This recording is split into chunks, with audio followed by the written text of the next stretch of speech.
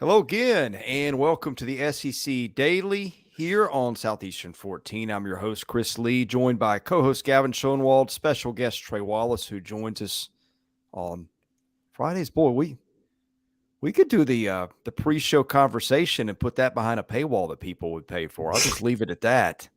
Yeah, My goodness, Trey, we got some stuff going on in the world of college football. Yeah, that would be. I don't want to open myself up to a lawsuit per se. Right. Yeah, no, it's been a wild week. I mean, since we're talking about the Michigan stuff, but the fact that we're only a week into this when they first announced it, and now all of a sudden they're on campus. They're interviewing staff members, and one thing that I'll say, I know a couple people have come out and said, well, the football coaches are on the road. They're not interviewing staff. Guys, there's 150 staff members in a football program. It doesn't have to be an assistant coach. So it's all wild, man. And I have a feeling this is going to get even crazier before it's over. Yeah, I think but before we go into that, guys, quickly, a reminder, we stay alive with sponsors, caroline.smith at southeastern14.com. Gavin, I had a place or two I wanted to go, but let me let you get in a question. As we open the show, getting a little bit into the stuff with Michigan. I know this is an SEC show, but this one's, I think, safe to say, potentially got some ramifications for everybody. And Gavin, I'll let you get your question in now. My apologies. Yeah, no. I just wanted to say, it's just a little bit of a weird situation because. And I'm just speaking from experience and being candid here. Sign stealing is nothing new in the world of college football. It happens every game. Everyone's looking for that little edge. Literally, it's so rampant. And so when this first came out, I actually made a comment publicly on Twitter and said, the only people that are worried about this are the people that don't realize this happens every game. Okay, that's before I knew they were buying plane tickets and before I knew they had guys in this. And so that's just another level, right? And so to me, and we said this before the show started, Chris and Trey, is where does it end? And then, is there actually any illegal lines, or is it just kind of some bad morals? I have no clue. I mean, I think that the sign stealing thing is again, like you said, nothing out of the ordinary. The teams have been doing this for years. I mean, years and years and years and years, 20 years, whatever. You're always trying to figure out, the signs, whatever they're doing. But the fact that, they set up this, it looks like an elaborate scheme, to be honest with you.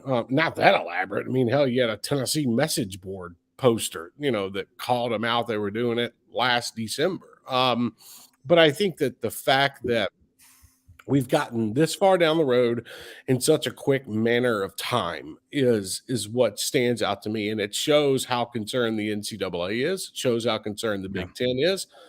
And because, I've been talking to people all morning and all week about this, it could trickle down to the Southeastern Conference. You know what I mean? The Southeastern Conference, I don't think, has been in contact with the NCAA about this, but I'm just saying, you guys have all seen the rumors this week and whatnot, the Twitter speculation and, Tennessee fans, and this is not a shot, this is just reality. They can't get over the fact that South Carolina beat them up last year.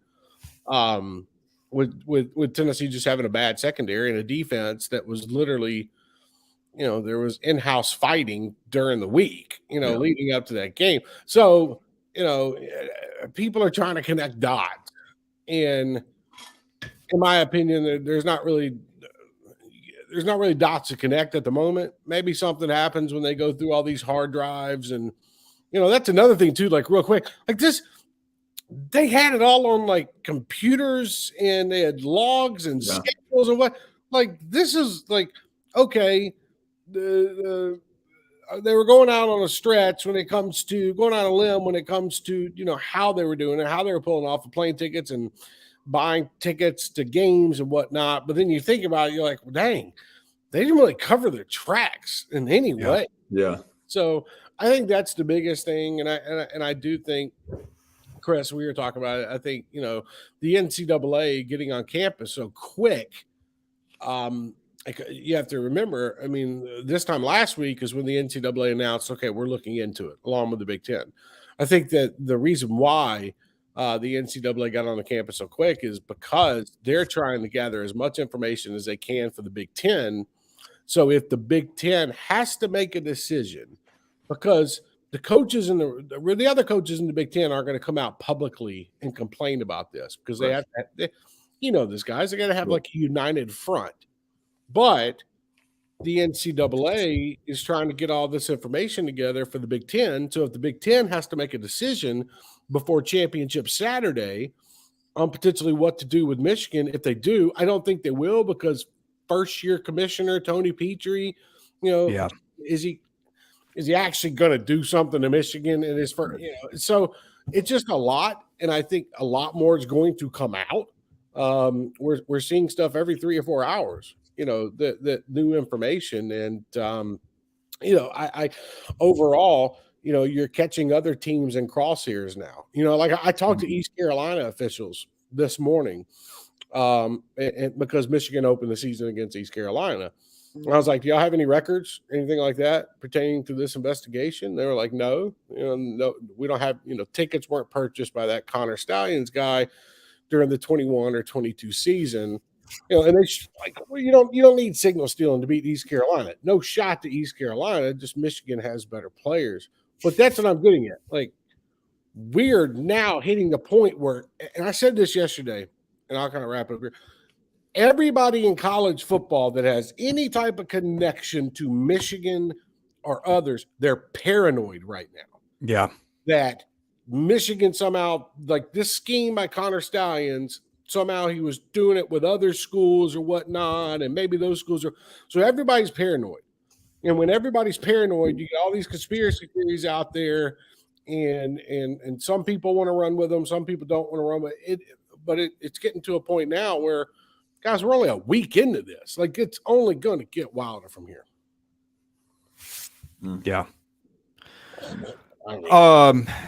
Do they I don't know if you have any follow-up questions there. If not, I'll move us on to Texas A&M. Yeah. No, I mean, my man just summed it up in 3-4 minutes right there. That was great analysis, Trey. I appreciate it. I just think that it's just going to be really interesting, especially like you said, with Kevin Warren gone, you got a new guy in there as a first-year commissioner. Is he really going to stop a team mid-season from playing in a Big 12, a Big 10 championship and making I mean, that's a ginormous decision.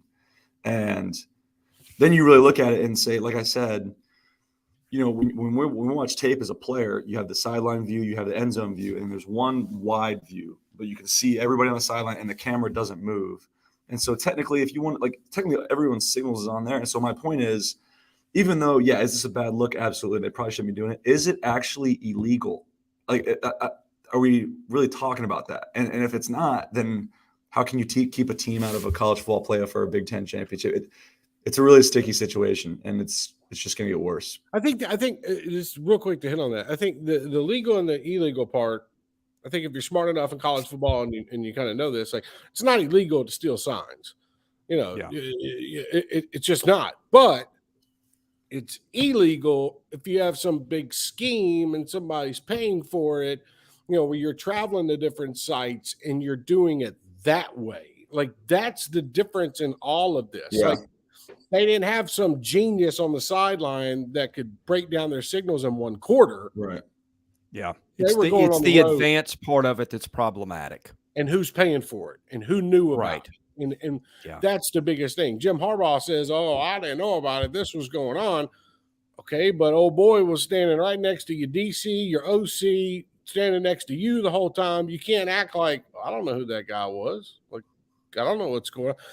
That's not going to fly. Yeah. So I think that's where, even if they don't have evidence, like on a text message or an email or something that says, hey, I knew about this, or Harbaugh was directing it, still doesn't matter. It was your program. Yep. You're running it. So crazy stuff. Well, Trey, it's not going to fly in College Station if Jimbo Fisher loses to South Carolina this weekend. It may not fly in Columbia if Carolina loses this one too. This is I don't know what it means for the winner, but this is one that it seems like it might mean a lot for the loser, and probably more so if you're named Jimbo. And Chris, Gavin, like I look at this game and you see what has happened over the last couple of weeks to South Carolina, and while you're looking at that, you have to look at what's going on in College Station at the same time with this matchup, and it's not the season that both teams expected to have this year, and I think more pressures on Jimbo. In this situation, like Shane Beamer he's coming back next year. You know what I mean? But the Jimbo part, let's just say South Carolina gets hot tomorrow and comes out and, offensively is torching the Texas A&M defense, or it's a rock fight, whatever, and they lose. That is the type of game where Texas A&M fans are like, all right, I'm done. Yep. And that's it. You lost South Carolina, I'm done, Jimbo. Like, and I said this before the season started, and you guys might agree with me, and I don't know, but I said if Texas A&M is not fighting for a playoff spot in the first week of November, this should be the last season for Jimbo Fisher, and they're not going to be fighting for a playoff spot. So it's such a weird game tomorrow. Yeah, weird game for sure, and that's probably the best way to say it, is because Jimbo has more pressure because, just like you said, Trey, if this game goes one way, it could be his last game at A&M. I think no matter how this game ends up, South Carolina could get beat by 50, and Beamer's still going to be coaching the next week. And so the more pressure is on Jimbo for sure. At the same time, I'd be remiss not to mention just really how disappointing this season's been for South Carolina so far because of how they ended last year. And then it's just been kind of a whirlwind of distractions. And honestly, the nucleus of it has been their head coach, seeing Beamer, with all of the excuses of, like I said yesterday, the chain gang eating hot dogs and the guy's not running blitzes when he calls it. And it's just not a good look. It's not a good look. And it's like my third time bringing this up on this show, so I apologize for being repetitive, Chris, but it bugs me as a former player, because I know if I was in that locker room wearing a South Carolina uniform and my coach was on the press stand saying that stuff, that would piss me off, to be honest with you. And I'm going out there and laying, my body on the line every week in practice and then every Saturday. And so, there's some major distractions, and South Carolina, and Shane Beamer specifically, has given me, nothing to be confident in them going into this weekend. And so really, Trey, he said it, weird game, weird situations of head coaches and places in the seasons where the teams didn't think they would be. And so, I guess we let the best team win and then just kind of see what happens after that. But do y'all think if let's just say, because I think Texas A&M should win this game, they should win this by 14 to 17 points. But if South Carolina goes into College Station tomorrow and wins by a field goal in the final seconds of the game, is Scott Woodard and them having a conversation post game about Jimbo Fisher's future in College Station? It's tough. That's what I was going to ask you next. I'm wondering, like, if they lose that game, to me, and I don't know what the buyout's, $70 million-ish at this point. How much? Yeah, I think it's around like 72. It drops down to 62 next year. Either way, you got to pay a lot of money. Yeah. What's $10 million? Yeah, I mean, if you're going to fire him, do you just not move on after Saturday? And that's where, and a lot of people are forgetting this part of it too. Like, Texas and Oklahoma are coming. They're coming quick.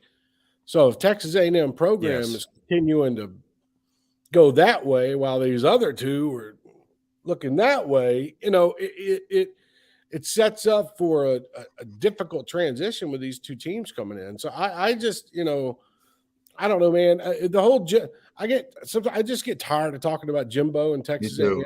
Me too. You know what I mean? Because there's always, what has he done besides the COVID year? What has he really done at Texas A&M? Yeah. And you're spending all this money on your recruiting class. You bring in Bobby Petrino. Okay, whatever. That's not really gone well. I mean, there's nothing out there that shows like, okay, this is any different than last year. Right. You know what I mean? So that's where I think the tough decision is going to have to come, because he bought himself a year by bringing in Bobby. But what has he done in this year that should prove that you get another year? He can't pull a Pittman and fire his OC. So that's why I think tomorrow is pivotal for Texas A&M to win for Jimbo, and if they don't, the conversation is just going to heat up because we're heading into the first CFP rankings coming out on Tuesday. Yeah.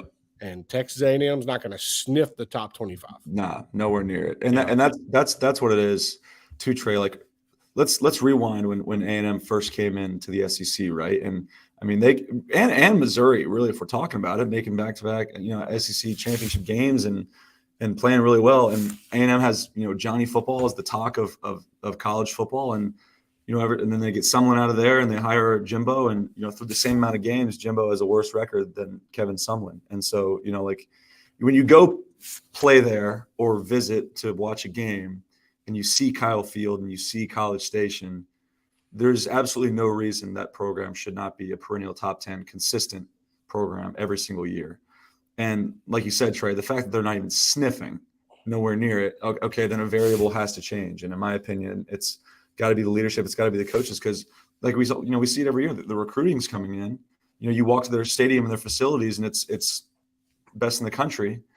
It makes the fans 112,000 strong. It makes zero sense. It makes zero sense that we're even talking about right now that Texas A&M could lose this game to win South Carolina team. That's just ending on that point. You brought up Missouri coming in. Look where Missouri's at now. Yeah. Missouri is a team that I think if they play on a high level against Georgia, I'm not saying they can beat them. I'm not saying they're going to beat them. I'm saying it could be a close game like we get last season. So I'm just saying overall, look at where A&M is, look at where Missouri is, and you're like, okay, this shouldn't be the case. So it's just a lot of, and they got the money, by the way. They got the boosters. They got the money in College Station to make this happen. It's all about who's going to write the check, and can we get it done within 30 days? Absolutely, they can. So they got so much money over there, y'all, that their visitors' locker room is nicer than your little whatever the best subscription gym in your town is. The locker room, it's the nicest place I've ever been. I said this. I think it was one of the first shows, Chris, I hopped on. People said, "What was your favorite away game?" And it's still Florida was my favorite place to play in the Swamp, but the nicest visitors' locker room is Texas A&M, and it's not even close. Like, it's not even close. Not the dumbest strategy in the era of the portal either, by the way. I think the narrative is always, I treat the visitors like dirt, and I'm like, hey, they might be onto something there. Hell, Vanderbilt's got the best visiting locker room. I was gonna say, just put them in a tent. Oh, boys, we're not going there today. Not going to do it. I am going to go somewhere off the script though, a little bit. The best visiting locker room right now. I couldn't tell if you were joking or not. No, I saw a video that was posted by a Georgia person, an athletic staffer. I've been in it too. It was so spaced out. Like it was just, the lockers were clean. Like, I mean, it was nice looking. Yeah. No, I've been through it. Thing that I've been through it. It's actually, yeah. It's nice. Yeah. I mean, that thing could house about 10 families in a Bonnaroo parking lot, and you'd be fine for a week. So I was going to go there. Yeah. That's good stuff. We should make that happen. All right, guys. Gavin, something you said reminded me of this, and I know Trey and you will have an opinion on this. We talked about Shane Beamer's perception of throwing players under the bus. You guys wrote about this at Outkick this week. This is by your colleague Mark Harris. I'm just going to read the quote. And this is Hugh Freeze after Auburn's last game, the Ole Miss game. And he starts a press conference like this, and I'll just read you the quote. The last thing I ever want to do is throw our kids under the bus because they're trying hard, and I'm not going to do that. But y'all have really been around the game long enough to know that sometimes you might have a really good call and it just didn't get executed right. Play one of the game should have been like maybe a 50-yard run. Go watch the film. Everybody thinks it's going to be a zone read, but we ran a zone slap play where there ain't no read. You just hand that sucker off and the backer fit outside, and there's a crease right up the chute. Obviously, didn't coach him well enough on that kind of what was going on there. Boys, I've been to a lot of press conferences. I've not heard a lot that were that direct. I mean, he did all but call the player by name, and if you know who started that game for quarterback at Auburn, his name is Robbie Ashford, which I'm sure everybody listening to that, including Robbie Ashford, knew that as well. Trey, your thoughts on that? It reminded me of it's like Hugh and Dabo decided to call out their players in the same day, because Dabo called out Cade Klubnik for running the football, on that fourth down against Miami.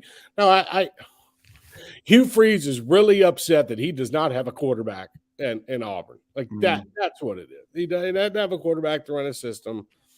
Team looks bad. Lost 4 in a row. The offense looks stagnant. Against Ole Miss, okay, a long run here or there kind of sets things up for a touchdown, and Hugh Freeze is upset, and that excuse is not going to fly in Auburn for Hugh Freeze. It's not. We heard the same things at times at Ole Miss. He wasn't as direct, but the fact that you couldn't land a transfer quarterback, it's not Auburn's fault that Grayson McCall couldn't get into Auburn because of transcript stuff. It had nothing to do with his grades. It's just some things didn't transfer over to Auburn compared to where he was at Coastal. Not anybody's fault, but that was your plan. Like, what was your backup plan? Is at Ole Miss right now, backing up Jackson Dart and Spencer Sanders, and you didn't pay him enough money to come to Auburn, so he didn't come. So you're left with Peyton Thorne from Michigan State, and you don't think, and this is not a knock against Peyton Thorne, a Michigan State quarterback is probably not going to be able to run a system that Hugh Freeze wants. You know what I mean? You're recruiting two different types of players. So, That's a good point. Hugh Freeze is feeling it. That's what's happening right now. He's feeling the pressure. He's losing like this, and the game and how he's losing is another story in itself. And I think it finally caught up to him, where he was just agitated and upset, and decided, all right, you know what? I'm just going to call out the players. Let's see how they respond, Gavin. I don't know that won't work in locker rooms, and you're not saving the player. That's the other thing too, Gavin. That was a rough look. Yeah, no, it's a rough look for sure. I also think, for year one coaches in this conference, I'm going to give, Hugh Freeze more of a rope because he's been successful everywhere he's been. So, for example, he's feeling it. I think he's just more frustrated. So, for example, if this was Billy Napier in his first year, I'd say, oh, yeah, he's feeling it because he hasn't proved himself in the Southeastern Conference. Hugh Freeze did it at Ole Miss. He went and won at Liberty, right? And so I really do believe that Auburn's going to get back to national prominence. I don't know when, but I do believe Hugh Freeze is going to do that. It's funny, Chris, I was laughing during that quote when you were talking about it because, he starts off the exact opposite of Shane Beamer saying, I never want to throw a kid under the bus, but then went on to go on like a minute tangent. It's like Ricky Bobby from Talladega Nuts saying, with all due respect, and then just ripping somebody apart, right? That's what it sounded like, right? And so with all due respect, I think Hugh Freeze is coming from a place of frustration. Look, I understand it. And I mean, sure enough, I've been a part of some tough streaks where you win a bunch of games in a row, and the locker, you can feel it, the air in the locker room literally start to deflate, and your coach starts to feel a little bit. And so, is it a strategy, Trey? You mentioned that. I think it might be. It's maybe more so for individual players, because I think each player responds differently to different coaching. So, for example, for me, I was always someone who was more motivated by an encourager, someone who's telling me to keep going, versus my close teammates who's literally in the same tight end room as me,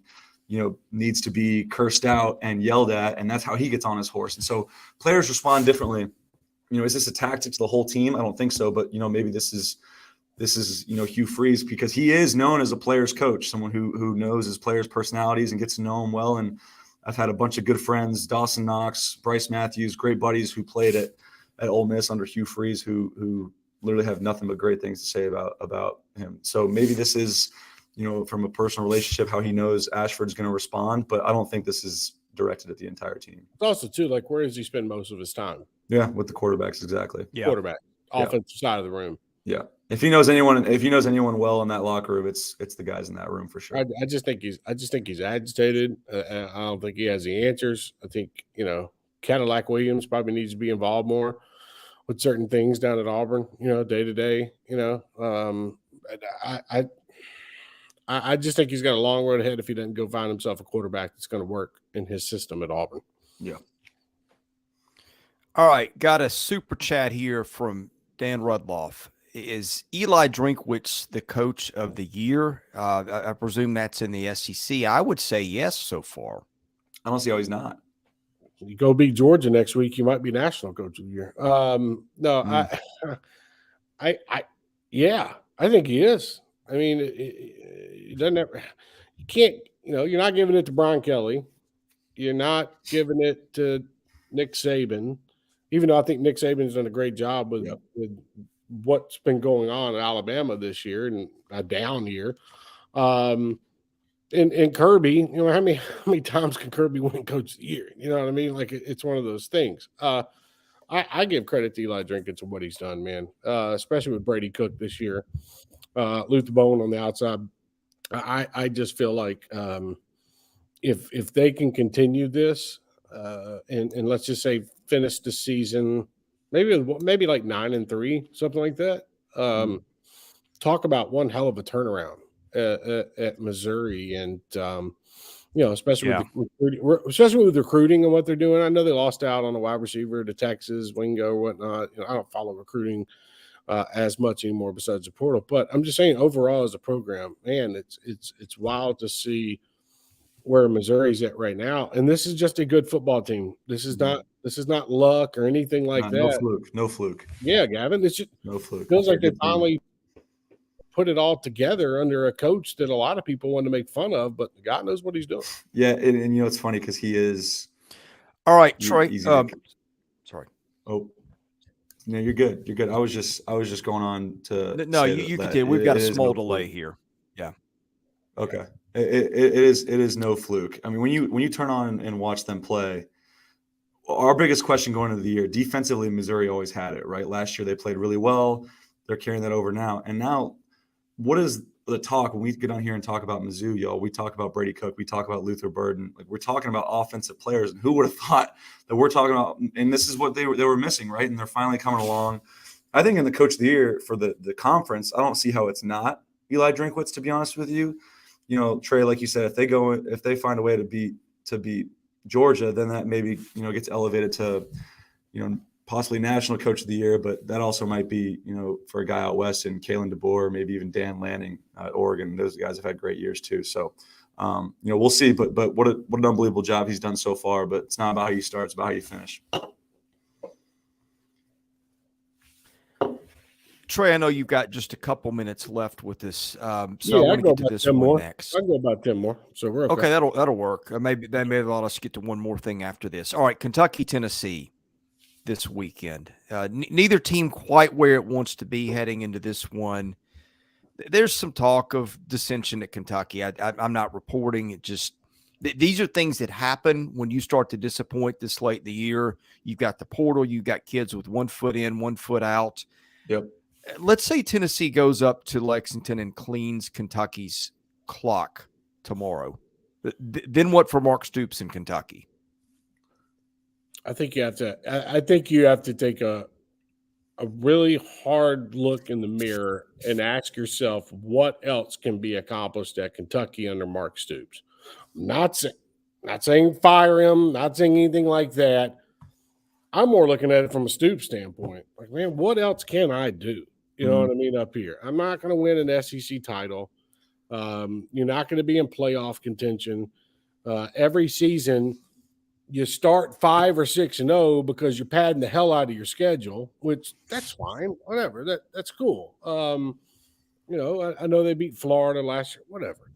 But I just feel like Kentucky could use some fresh blood to rejuvenate the football program. In a sense, I know fans are happy with the first part of the season, but when we get to this part of the season, every year, there seems to be a lot of dissension within the program and the coaching staff, and people want to start talking. And okay, let's get ready for Kentucky basketball. Like, that's usually the case around this time of the year. And if Tennessee, which I don't think they're gonna go up there and clean their clock, because I don't trust Tennessee. Now, look, if Tennessee goes in there and runs the football on them, establishes a running game, and can somehow hold off Ray Davis, okay, that's a different story. I think Tennessee can win, but you can't go in there thinking Joe Milton's just going to throw the football all over the place. I mean, I sat there, I was in Tuscaloosa last weekend, and Tennessee was up 20-7 at halftime. They should have been up 30-7 at halftime. So I look at Kentucky right now as a program that you're going to get what you're going to get, meaning you might be ranked 20th or something like that. I know the playoff is expanding to 12 teams and okay, maybe there's a shot, but when is enough and not in a critical mean way, but when is it just like, okay, maybe we need to switch things up here. Maybe we need to do something different when it comes to football. Because you see how pissed off Kentucky fans get at John Calipari almost every season. Mm-hmm. When things don't go their way, early or late or whatnot. It wouldn't be the worst thing in the world if Mark Stoops went and started a new chapter in his career somewhere else that would hire him. And I think there are a lot of teams that would hire him. And I think Kentucky could find somebody that, and whether that be Liam Cohen stepping up, I don't know. I just feel like we're always talking about Kentucky this time of year, and we're always talking about them kind of going in a backwards direction compared to the way they were, Gavin. And I just, nothing on that roster. Like Devin Leary hadn't proven to me they can go out and beat a team. No. So you're really relying on Davis. So I don't know, Gavin. I just feel like the Kentucky thing has gotten pretty old. Well, you talk about it getting old, and you also talked about Trey. You just feel like there needs to be like a change, almost like a change in strategy, right? Or like a change in approach or formula to winning. That was supposed to be this year, right? Because no one was more aggressive in the transfer portal than Kentucky, going and getting what they thought was an all-star ACC quarterback at NC State who has looked like a totally different guy, and then going and getting Ray Davis from Vandy, who has proven himself as one of the best backs in the conference. And so, we talk about Kentucky having this conversation every year. I think that Stoops was realizing this at this time last year and knew going into January and February and the transfer portal months that, hey, I got to try something new. I got to change my formula to win a little bit. And that's why they went out and were super aggressive in the NIL space, super aggressive in the transfer portal space. And, Ray Davis, great friend of mine, brother of mine for life, is very open about how well they take care of him and all the portal guys that have come into Kentucky, and it hasn't really changed anything. And so that's what I think is frustrating is, Trey, you talked about we need to try some new things. I don't know about fresh blood, but trying some new things, that was supposed to be this year, and they did it in the offseason, but sure enough, we're still getting the same results. That's what worries me about their future. Yeah. To be honest with you, Troy got one more for you. Yeah, go ahead, buddy. Well, there's a slight delay on your end and my end, so I'm not meaning to talk over anybody here. But let me let you finish, then I've got a follow up for you about another team in this one in the West. No, I'm just saying that overall, I think Kentucky. It's always a tricky spot when it comes to recruiting for Kentucky. Got to spend money in the transfer portal. That's just where we are nowadays. And it would surprise me if Mark Stoops is at Kentucky in 2 years or 3 years. I think he had an opportunity if he wanted to leave a couple of years ago, kind of restart things. But Chris, we'll see. Maybe they do something tomorrow and shock Tennessee tomorrow night. I don't think it'd be a shock, but beat Tennessee tomorrow night and fans are happy, but I just don't see that happening.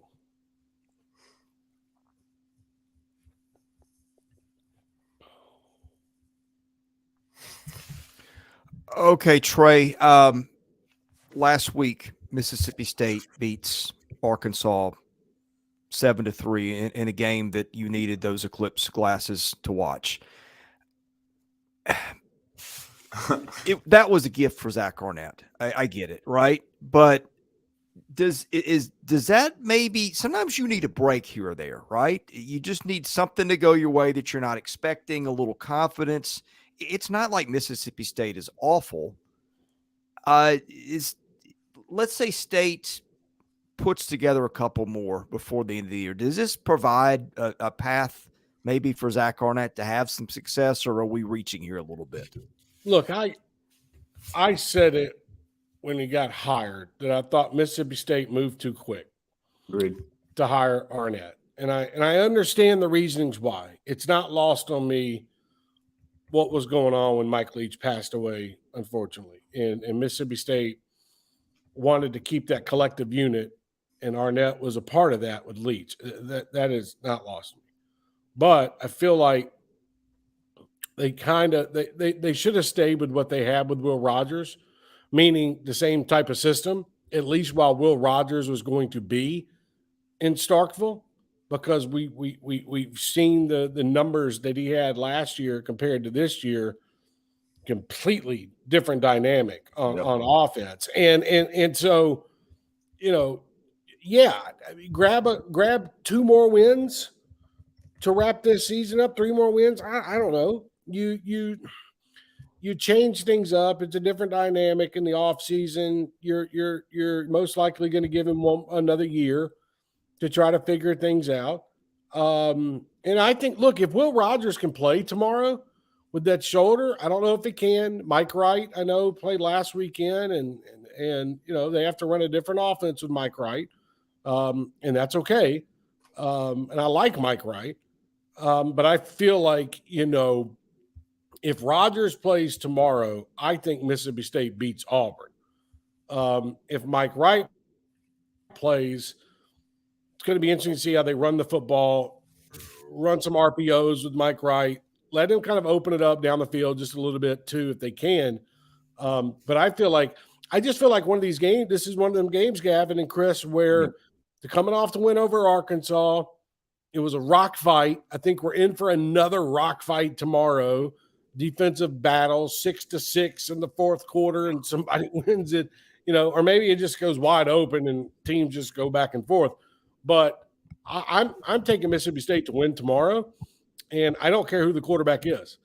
I think Mississippi State has a little bit of confidence coming off last weekend, and I think Mike Wright can do enough to supplement what Rogers has done, because it's not like Rogers has been throwing the ball crazy down the field all season. Right.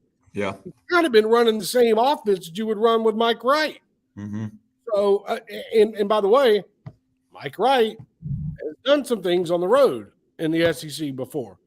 So it wouldn't surprise me. I went ahead. I posted it earlier this morning. I think Mississippi State pulls the upset tomorrow, if you want to call it an upset, beats Auburn. And I think that, it does. It helps Zach Arnett and the squad, Gavin. Yeah, I feel like when I talk about the Mississippi State situation, I got to approach it a little differently, because I have a lot more sympathy for, obviously a tragic situation with Mike Leach. I agree with you though, Trey. I think they rushed that decision a little bit. And I'm not saying that I don't believe in Zach Arnett and that he's never going to be successful there. It just happened really fast. Almost like they should have maybe mourned Leach a little longer, to be honest with you.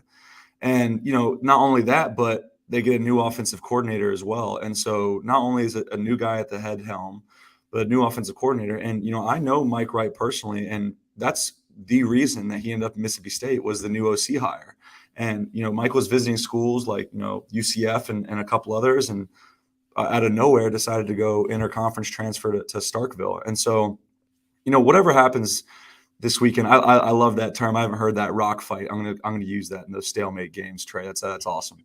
But if it is a rock fight, the thing that gives Mississippi State a chance is, look, Mike's not going to dice you up for 80% completions percentage for 300 yards. That's just not his game. But what he can do, and what he's done when he's gone and won games on the road, like he did for us last year, is he can score like that because he's that fast. And so if the game is that rock fight, Mississippi State can win this game in one play, and Mike can make that one play with his speed. And so I actually think if it is that rock fight type game, like you said, Trey, it favors Mississippi State even more, because they're going to have a more dynamic player on the field. Couldn't agree more. I think that's how it would play out tomorrow. If Auburn continues to struggle on offense, Mississippi State will find a way to take advantage of it. I don't know if it's a punt return, kickoff return, interception, Mike Wright being agile in the pocket, and finding a player. I don't like the direction Auburn's in right now, and I don't think that team has a lot of confidence, to be honest with you. Agreed. And Mississippi State, coming off a win at Arkansas, they got some confidence. So let's see what happens. All right, Trey, you said you had 30 minutes for us. You gave us 40 today. Really appreciate that. It's always a blast when you join us. Tell folks where they can find your content and what you've got coming up. Always a pleasure to join. This is fantastic. Y'all do great work. I love what y'all do. If you want to follow my work as well, you can do that. Follow me on Twitter, X, whatever you want to call it, at Trey Wallace _. I'm sure you'll put the link out later, and I'll retweet that for people that want to follow. And all my work at outkick.com. And, a lot of Michigan stuff this week, a lot of SEC stuff. Just put my predictions out. I do think Florida covers tomorrow against Georgia. I think it's a 4-quarter battle and should make for an interesting Saturday. So always a pleasure. Love you, Chris. Appreciate you having me. Gavin, always a pleasure, bud. Yes, sir. Hey, Trey, thanks for joining us. Be safe. Have a great weekend. God bless you and your family, sir. Thank you, buddy. All right, that's my good friend Trey Wallace. Always love having him on here. Gavin, I've got a question for you. I'm going to let this hang in the air while we pay some bills here. But final topic I wanted to get to today, and I know we spent a long time talking Florida and Georgia. Mm-hmm. But I want to ask you a question with a follow-up question, and it's about the quarterback battle in the world's largest outdoor cocktail party tomorrow, that between Georgia and Florida. And again, I'm going to give you a minute to think about this because this is the tough one, and I'm not sure how I'd answer it either. Fourth quarter starts. Game is 31-all, whatever the score is at that point. Probably not that many points, but tie ball game. You got Florida and Georgia going at it. You got Graham Mertz and Carson Beck. In that spot, who do you trust more to win the game? I'm going to give you a minute to think about it. Jeez, It Chris. is in which quarterback. While we do that, and that's why I'm giving you some time to think about it, because I don't think it's an easy answer. While you think, our show is presented by CHOMPS. It's my go-to snack, perfect after a workout, halftime, whenever. There are 9 flavors, something for everybody. So start with a trial pack of 6 different flavors and all 3 proteins, 9 to 10 grams of protein, 60 to 100 calories per stick, free of the top 9 allergens, no hidden harmful ingredients, gluten-free also. If you're looking for a snack that is good and good for you, give CHOMPS a try. You can see that promo code that gets you 15% off. Go to CHOMPS and use that discount code. Help out those who help the show and get yourself a delicious and nutritious snack in the meantime. Show also presented by myperfectfranchise.net. We've all been there at some point, looking for that next thing in life, and we don't know what it is. And there's a guy out there who can help you with that. That is Andy Ludicky of myperfectfranchise.net. He can help you understand the risks and rewards of figuring out a different career revolving around a franchise. And that's what they do at myperfectfranchise.net. They help you find the perfect franchise based on your goals, your dreams, your skills, and your financial requirements. In other words, your personalized American dream. He will educate you on the process, work with you every step of the way. Best of all, no obligation. His services are free. Andy's in this. We're all going to make a living, but Andy's why, I think, is he just likes helping people. And he invests a lot of time in you without requiring anything in return. That's just where his heart is. Call him 404-973-9901. Fill out a questionnaire to get started. Andy will match you with the perfect franchise for what you're looking for. Andy has helped hundreds of people. He'll help you too. Go check him out and let him know that you heard about his product here at Southeastern 14. All right, Gavin. All right. Now that I've let you think about that, your answer to the question, if the game is on the line tomorrow in the fourth quarter, which quarterback do you trust more, Carson Beck or Graham Mertz? This is a really tough question. And, I got to give my credit to both these guys, but especially Graham Mertz, because if you asked me this question preseason, I probably would have laughed at you, Chris. And That's a testament to how Graham Mertz has played, especially as of late. I'm going to give you an answer, but I'm also going to explain a little bit here. If the game is tied in the fourth quarter and I can only have one guy, right now it's probably Graham Mertz. And let me explain. He takes care of the ball. When he throws it, close to 80% of the time, it's going to be a completion. That's extremely high. And he's efficient. So if the game is tied in the fourth quarter, the quickest way to lose a game in the fourth quarter in a tie game is mistakes. And that's something that Graham Mertz has done a great job of avoiding. Now, if I'm at the start of this game, Chris, and it's a tie game 0-0 before we start the game, I'm taking Carson Beck because he gives me way more of a chance of an explosive play, way more of a live arm. And so it goes hand in hand, but I really do think that this is a neck and neck decision here. And you can argue both ways. And honestly, I might agree with you both ways. But if you only have one guy that I can take in the fourth quarter and it's tied up between the two, it's Graham Mertz, and almost solely because of the efficiency and not making a mistake, throwing a pick that can cost you the game when your defense has been playing its tail off all game. It's stuff like that gets you beat in the fourth quarter. And if Graham Mertz is your quarterback in a tie game, and he's probably the least likely to do that.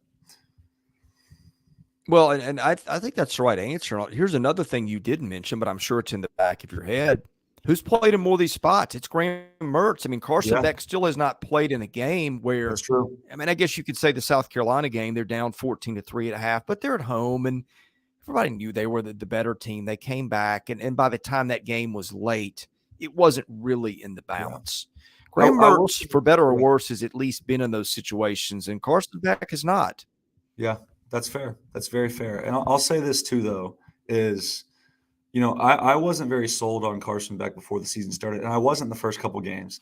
But that dude grew up a lot at that Auburn game. They went down 10-0.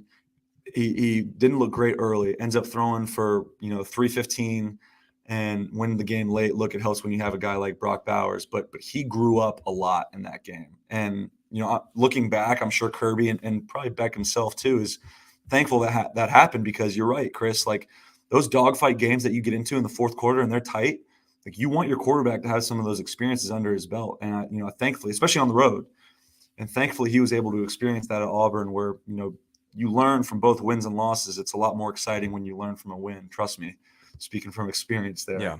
But yeah, you want that experience under your quarterback's belt, and I think that Kirby and Beck himself are extremely grateful that the Auburn game ended the way it did, because it allowed him to feel that pressure a little bit. All right, Gavin, can't wait for the weekend of football. We got a bunch of games to watch. Any parting thoughts or anything that you're watching in particular as you go about your SEC football weekend? Man, just a lot of what we said, but if I could have some closing points, I really do think I made a lot of my bold predictions yesterday. In terms of my picks, I kind of gave those up yesterday. I've had a good record so far, so I want to keep that going. But if I had to predict anything, I really do think that this Florida-Georgia game is going to be closer than previous years, because of the Bowers injury, because of the question about who's going to become that big playmaker on offense for the Georgia side. How Florida has surged as of late. Florida's going to cover. I'm not saying they're going to beat them, but I do think this is going to be a lot closer game than years past. A&M, USC, we talked about it earlier in the show. If you guys want to rewind and watch some of that stuff once we're finished up here. Really, really interesting storylines, maybe more so between the coaches than the players on the field in this one. But yeah, regardless, this is going to be an awesome weekend, going to be an electric game in Lexington as well. And then obviously with Vandy and Ole Miss, Vandy's played well the previous years. And Ole Miss controls his destiny all the way up until that Georgia game, which who knows where they end up there, right? And so excited for this weekend. Going to be a lot of fun. But as always, Chris, I love hopping on here and talking ball all week. Yeah, it's a blast. Cannot wait for Saturday. We will have a wrap-up show, probably sometime in the 9 o'clock Central hour on Saturday. Probably depends on how close Ole Miss and Vandy is at the end. But anyway, we'll do that for you. It'll be some combination of us. Could be me and Gavin. Could be the two of us and Blaine. Blake might hop in there. I don't know. But you will have some presence from Southeastern 14 late night, Saturday night. We always look forward to that, have big audiences for that, and it's lots of fun. We'll be back out at Monday for our normal 11 to 11:45-ish show. So anyway, hit that subscribe button and a like button and enable your notifications so you know when we go live. Thanks for watching. God bless you guys. Have a great weekend. We'll see you back on Saturday here at Southeastern 14.